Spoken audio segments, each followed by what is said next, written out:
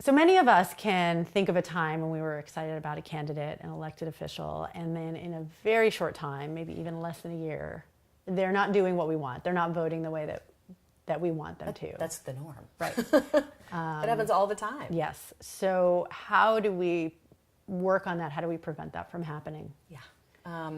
This, I think, is the crucial question.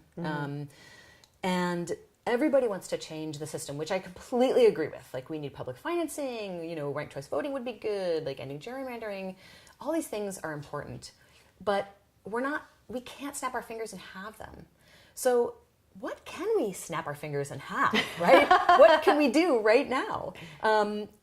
We've looked at the people who have been in office for 20, 30 years and really held true to their values, and we've looked at what are they doing differently?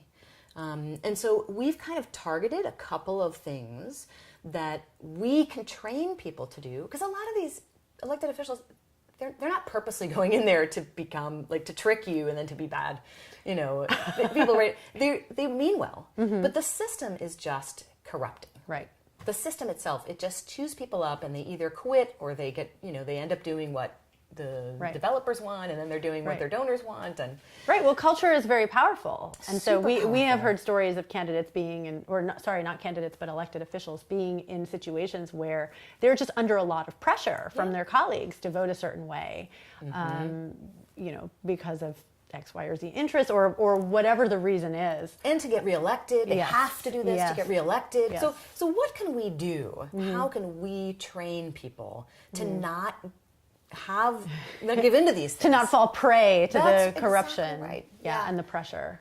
So the two kind of personal systems that we've come up with are an expected one that everybody expects, and that's raising small dollar donations. And the other one that even for me was kind of a surprise is this participatory democracy thing that the Richmond Progressive Alliance did with their elected officials. So we could chit-chat a little bit about each of those. Right.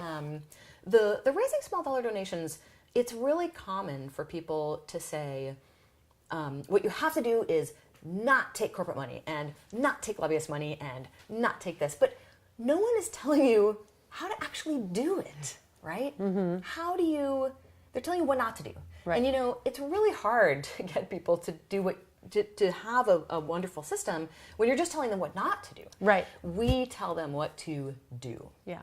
And so there's a lot to it, but it comes in the form of, like, how to treat every event like an opportunity to raise small dollar donations.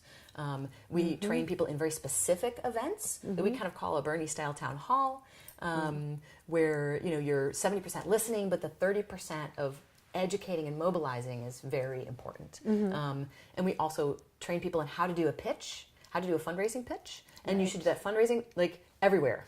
You do that fundraising pitch everywhere. Yeah. Right? It's like your elevator pitch, right? Yeah. Like they say in business, you have to have an elevator pitch. That's well, when you're fundraising for a progressive candidate, you have to have your fundraising pitch. And it's called an elevator pitch because you should be ready to do it anywhere. Yeah. If you happen to be in an elevator and you see somebody that you think, should be interested, you should do it there. Yeah. Like, everybody thinks of an elevator pitch as normal, but, like, the whole concept of pitching somebody in an elevator is ridiculous. Right? But that's the idea, is like, you know what? If you're going to raise small dollar donations, then every person you meet is an opportunity to have a supporter. Right. So we help people understand that.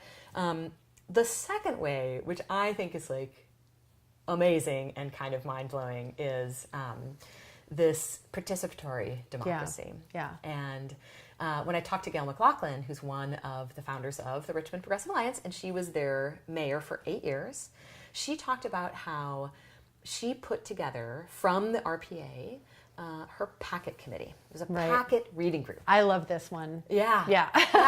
And so I want to be on a packet committee. Oh, yeah, someday, totally. Someday. Right? I aspire to that as well. So the packet committee is where you, as the elected official, have a number of trusted advisors who get together to read through. I mean, sometimes there are hundreds and hundreds of pages of reading of material that need to be digested. It comes from city staff. Yes, and that needs to be researched before there's a vote. That's right. So if the elected official is not as educated as they could be about these issues, then and it's hard to be educated on every policy issue.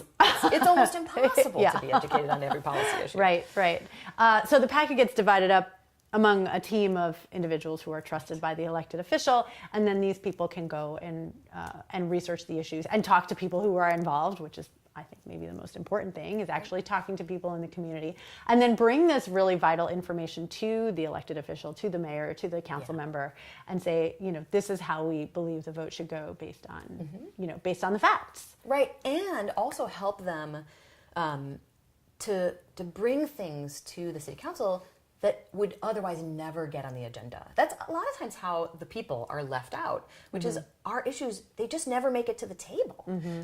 So also using coalition partners and the organization to kind of bring up these issues with the elected official. Yeah. And then a lot of times, especially when you're bringing up something new, there isn't legislation. Who is going to write that legislation? Right. And if you reach into the community and reach into your coalition partners, you will find lawyers willing to pro bono, write up legislation and do this kind of work, or see what other cities have done, do that kind of research to really find out what other cities have dto and tailor it to your city. It could be a lot of things at the local level, like let's clean up the park, let's have better bus lanes. We need to have no more pedestrian accidents at this intersection.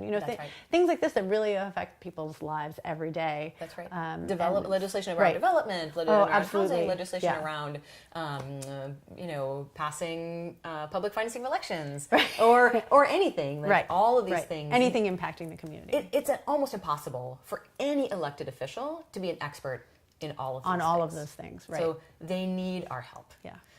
And we feel like these two things, the raising small dollar donations and the participatory democracy that we just talked about, are two systems that we can give as their own personal systems to every candidate out there. And these two things will go a long way in preventing them from, from what happens to most elected officials, which is the slow slide into corruption. Yeah, I feel like the participatory democracy and the raising small dollar donations are the ways in which we turn that thought and we turn that energy into real action. That's right. If you like this YouTube video, then please subscribe to our YouTube channel. If you want to donate or volunteer, you can visit us at theincorruptibles.us. And if you want to learn dozens of tactics and strategies you can use to take over your city council, then visit academy.theincorruptibles.us, and all those links are below.